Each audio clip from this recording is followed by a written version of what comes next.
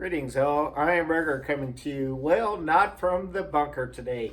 Hey, today let's talk about food scarcity and food inflation in the prepper community. This has been a hot topic, and as someone who's involved with the agricultural industry here in America, I would say that we had a wacky weather year, that is for sure.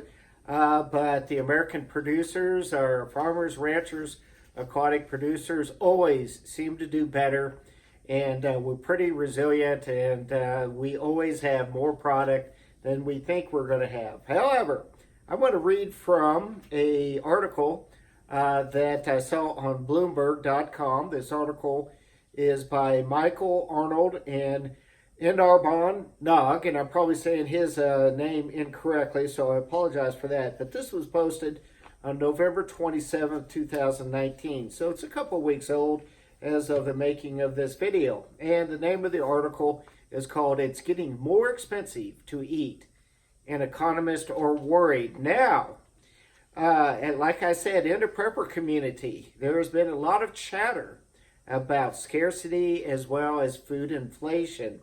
Personally, I think we are in a period of possible food inflation here in the United States, and in the developed countries, I'm not sure it rises to the level of scarcity. That's my personal opinion. And obviously, we need to wait and see, but please do your own research. Now, this article does highlight 4 different countries and gives examples from the developing world: China, India, Niger, and Turkey. Nigeria and Turkey. And there are some significant food inflation situations that are occurring in all 4 of those nations. Now, starting with China. China did have to cull a significant amount of their hogs and pigs this last year in 2019 due to African swine fever. So the hog and pork industry is a major staple in China, a major protein source, and they actually said that the price of pork has doubled this year in China. So United Nations is indicating that food inflation is rising at an extremely fast pace, especially in the emerging markets. The reason I bring this up is it has risen to the level where economists actually are getting concerned about this, and it's getting press time. So to me, that indicates that there is actually something occurring here. Interesting thing, in every country in the world, their central bankers are fighting either to develop their economies and or to try to avoid going into recessions. And their monetary policy to keep their economies rolling actually is counterintuitive to what they need to do to ensure that their people have food that is affordable and safe. So we've got conflicting issues. Here in the United States, our Federal Reserve, our central bankers, have 2 mandates. Their mandates are to keep folks employed, so they want as much employment as possible, and their second mandate is to have stable prices. Now, we're not going to get into a in-depth economic discussion, but one of the tools that the central banks use to keep those 2 things rolling along is to provide cheap interest rates.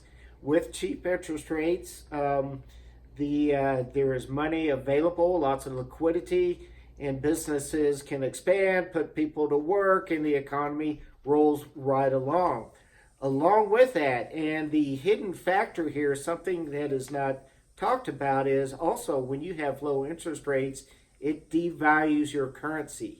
And that gives a second benefit, that your products and services locally and in your nation are more affordable, and therefore low interest rates are very attractive to business owners and the economy as a whole. However, when you have cheap interest rates, a lot of liquidity of your currency and devalued currency, that does cause inflation. So in emerging markets, the central banks are fighting to keep their economies rolling along, but they're walking a tightrope to ensure that inflation doesn't get away from them and the people have enough to eat. So this is a tough factor around the world, but especially for our emerging markets. Now, this article does point out three things that occurred that is driving food inflation.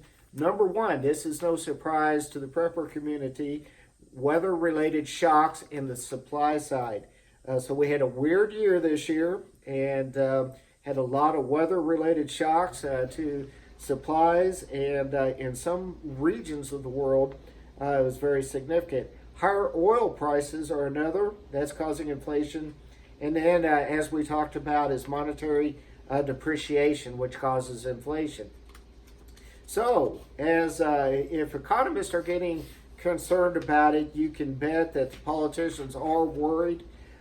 This is a dilemma for the central bankers, and essentially the dilemma is the tightrope that they're walking between supply side driven higher food inflation and trying to keep an eye on growth, which globally is weakening.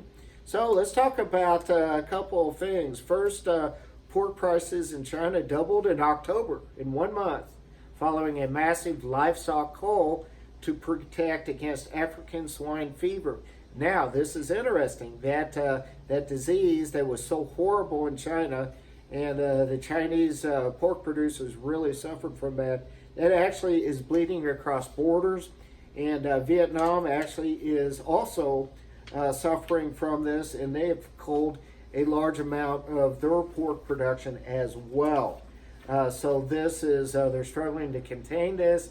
This is a big deal. In India, interesting thing in India, where the spike of the cost of onions, which is a local staple, have sparked social unrest.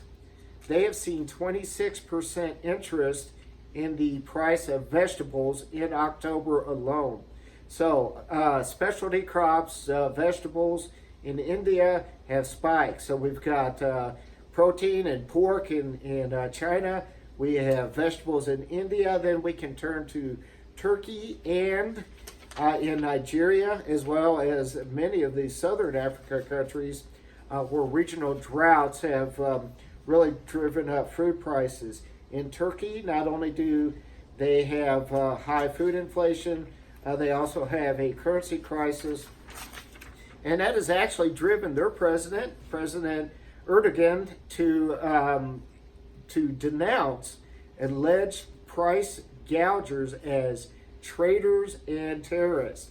Now, if this was not a serious situation, I'm fairly sure that their president would not be calling people who are trying to make a profit actually traitors and terrorists.